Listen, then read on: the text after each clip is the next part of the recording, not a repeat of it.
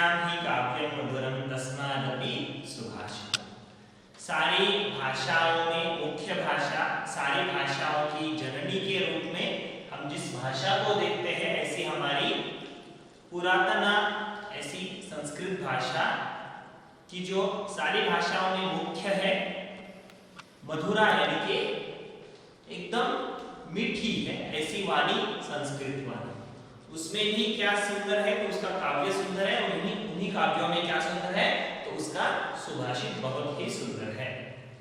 तो इस संस्कृत लैंग्वेज के लर्निंग के सिस्टम में हम पहले पार्ट का जरा सा रिकैप कर लेते हैं और हम अगले पार्ट में आगे बढ़ेंगे। तो वर्ण परिचय आप भी जानते हो कि जैसे वर्ण हम किन्हें कहते हैं, वह शब्दों का सबसे छोटा रूप कि जिसको चिन्हित करने के लिए हमने कोई ना कोई अक्षर को यूज किया है, हम उसे क्या कहते हैं, हम उन्हें वर्ण कहते हैं। वर्णों में देख सकते हैं हम क, र, स, कोई भी वर्ण एक वर्ण के साथ या स्वर के साथ ही जुड़ा होता है। हम यहाँ पे भी आप देख सकते हो नमः संस्कृताय, इसमें भी आप वर्णों के बजाय अक्षर नहीं बनते, अक्षर वर्ण इनके बजाय, सॉरी अक्षर और वर्ण इनके बजाय कोई भी शब्द नहीं बनेगा और कोई भी वाक्य नहीं बन पाता है। ये तो आप भी जानते हो। उसमें हम पाठ में देख चुके हैं कल के कि स्वर कितने हैं, स्वर 13 है, अ आ इ ई उ ऊ रू रू ए ऐ ओ औ, और फोर्थ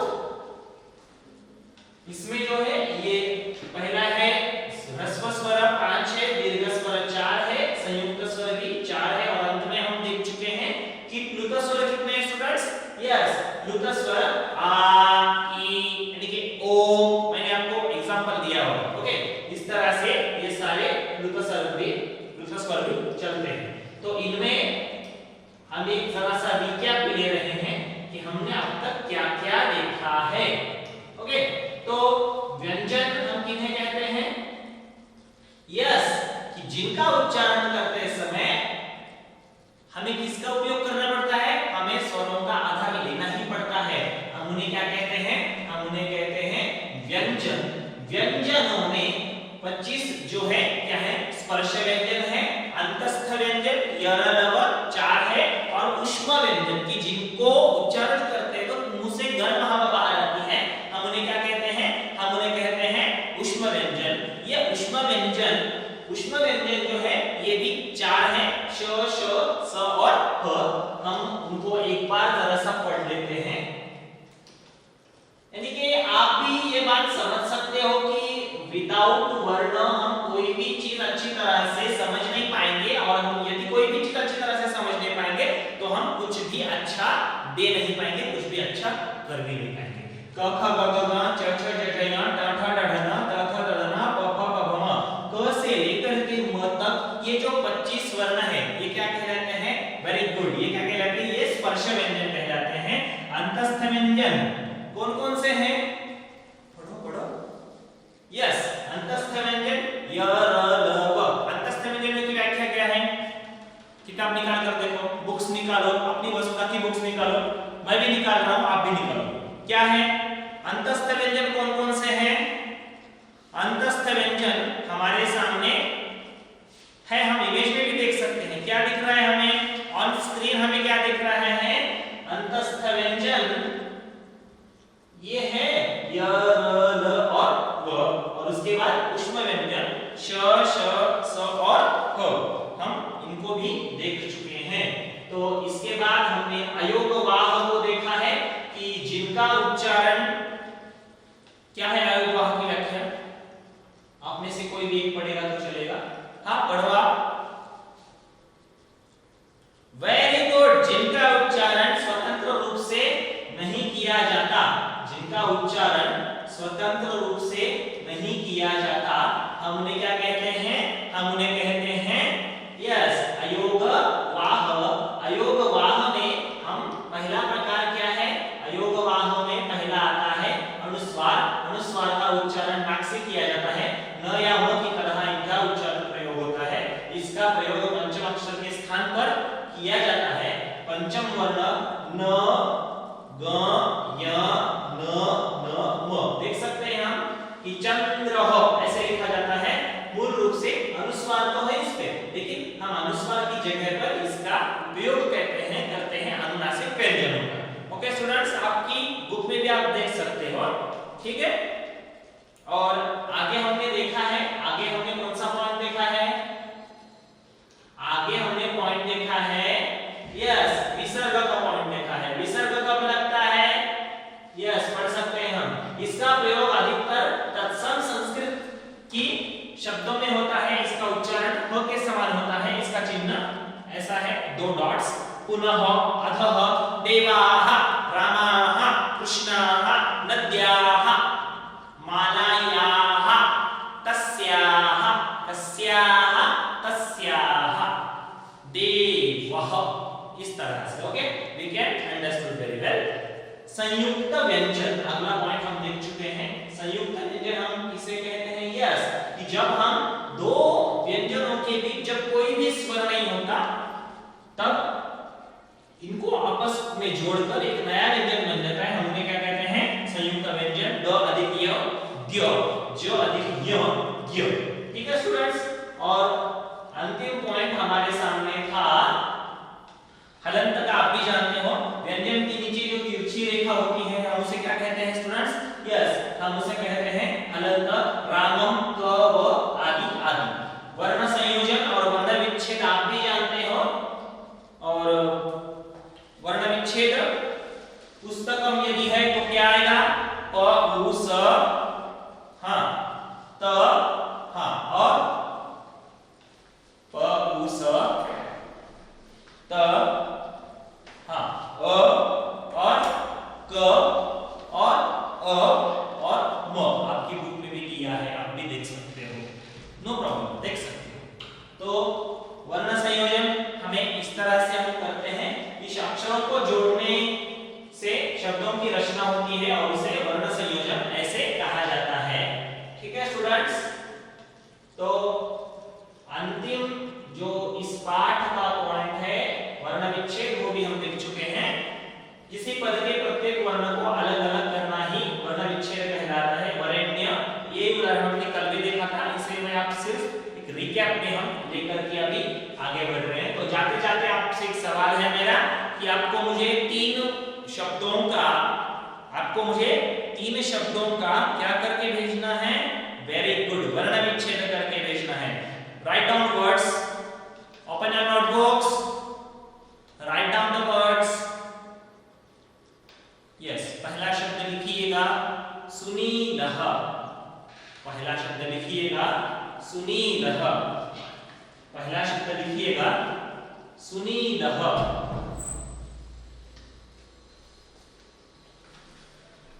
पहला शब्द लिखिएगा स्टूडेंट्स सुनीलः।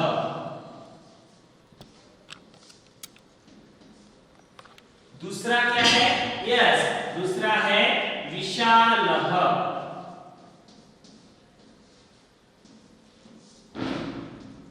और तीसरा शब्द है मुक्ता। क्या है? मुक्ता। और एक वर्ड मैं आपको दे रहा हूं,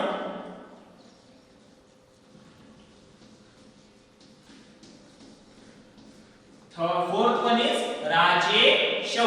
आपको इनका कुछ क्या करके भेजना है? हाँ, वर्ण विच्छेद करके भेजना है। सुनीलः, विशालः, मुक्ता, राजेशौ। Okay students, so with this our first chapter of for the division it is now over. Okay, now today we will continue the next chapter. What's its name? Yes, correct, its name is लिंग परिचयः। तो अभी हम उसके तरफ बढ़ रहे हैं, लिंग परिचयः, इस पाठ की तरफ। थोड़ा सा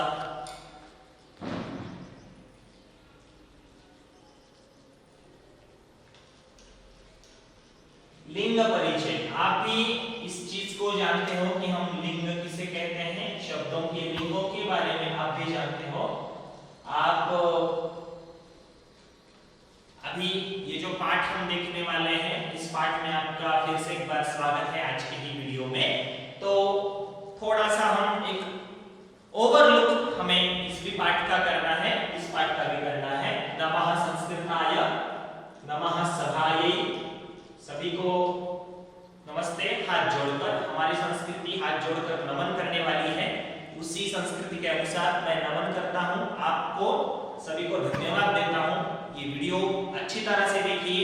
और स्टूडेंट्स, आपसे मुझे और एक चीज शेयर करनी थी। मैंने आपसे पहले भी कहा था कि वीडियो आपको एक बार में समझ में नहीं आएगा, आपको ये वीडियो बार बार देखना होगा, तभी आप समझ पाएंगे students. Okay, so now today we will continue our next chapters revision.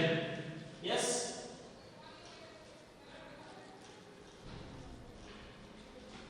we can see many types of images here.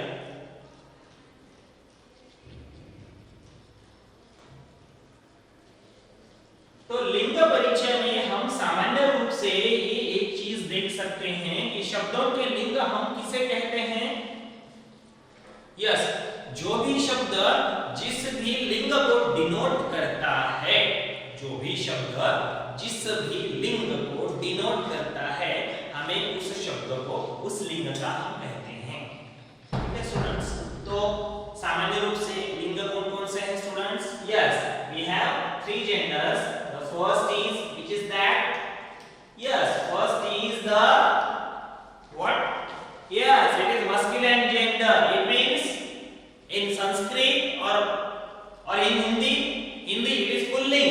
In Sanskrit that is also pullinga. देख सकते हैं हम इन द ओवरलुक, क्या है? जो पद पुरुष जाति का बोध कराता है वह पुल्लिंग पद होता है।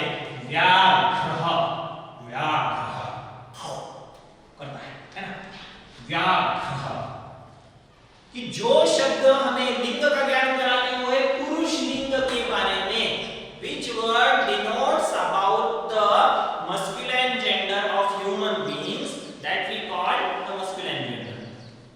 ओके, वर्ड व्याघ्रः, अत्र वयं द्रष्टुं शक्नुमः छात्राः। हम यहाँ पे देख सकते हैं जो पद पुरुष जाति का बोध कराता है वह पद पुल्लिंग पद होता है। ठीक है, नेक्स्ट हमारे सामने है अगला लिंग है शब्द का, कौन सा है?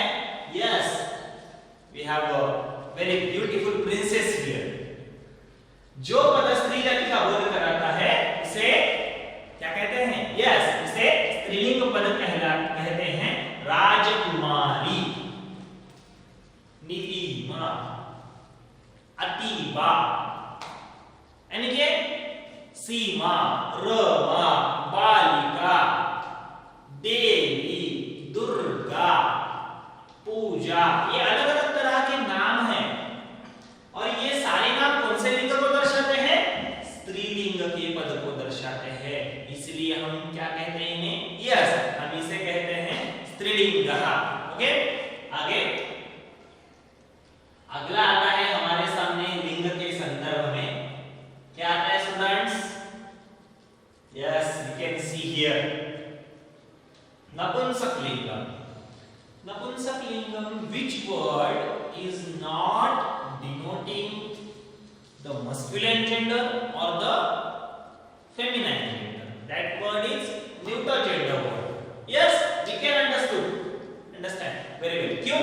तो जो भी वर्ड हमें नहीं स्त्री जाति का बोध करा रहा है और नहीं पुरुष जाति का बोध करा रहा है, संस्कृत में 3 लिंग है, आप भी जानते हो, पुल्लिंग, स्त्रीलिंग और नपुंसकलिंग।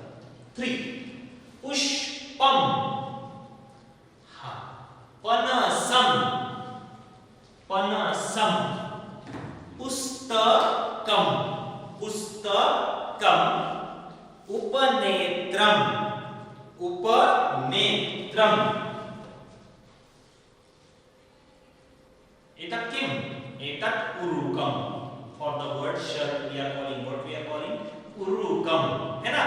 तो जो भी शब्द जिस पद के द्वारा स्त्रीलिंग या पुल्लिंग इन दोनों में से किसी भी जाति का बोध नहीं होता है उसे नपुंसकलिंग ऐसा कहते हैं। Okay, which word denotes us about the, not about the masculine gender or not about the feminine gender. That word we are calling, what we are calling? That word is, yes, that word is नपुंसकलिंग और the neuter gender word. Okay, getting my point students? तो आज के पाठ में हमने जो भी देखा है इस सारा ये आपको पढ़ना है ठीक तरह से और इसका अध्ययन कर कर इनके बारे में जो भी चीजें आपको नहीं समझ रही है प्लीज स्टूडेंट्स हमने एक रिकैप लेकर हम लिंग के विषय के संदर्भ में इस लेसन को हमने रिवीजन के लिए फिर से एक बार स्टार्ट कर दिया है। तो आपको मैं अभी कुछ वर्ड्स दे रहा हूं, you right today all these words. हाँ, और इसी तरह के स्त्रीलिंग के विषय में 5 वर्ड्स, पुल्लिंग के 5 वर्ड्स और नपुंसकलिंग के 5 वर्ड्स आप मुझे वर्कशीट के साथ भेजोगे। मैंने कुछ वर्ड्स आपको वर्ण विच्छेद को भी दिए हैं और आपको ये भी मुझे लिखकर भेजने हैं। अब ये लिख लो जल्दी से। चलो मैं पढ़ता हूं, आप लिख लो। मैं 3 बार पढ़ूंगा, आप 3 बार में लिख लेना आराम से, ठीक है? माला, माला, माला। सेकंड वर्ड इज मधुरा, मधुरा, मधुरा। उर्मिला, उर्मिला, उर्मिला, ठीक है? देवसेना, देवसेना, देवसेना, ठीक है? और राजकुमारी, write down, no problem, okay? And the next word is yes तुकारामः, ठीक है स्टूडेंट्स? तो आज के लिए हमने ये जो सारी चीजें देखी हैं इसको आपको ठीक तरह से आपको बार-बार ये वीडियो देखना है और अपना वर्क मुझे टाइम टू टाइम सबमिट करना है, ठीक है? धन्यवादाः, पुनर्मिलामः। जयतु संस्कृतम्, जयतु भारतम्, जय हिंद।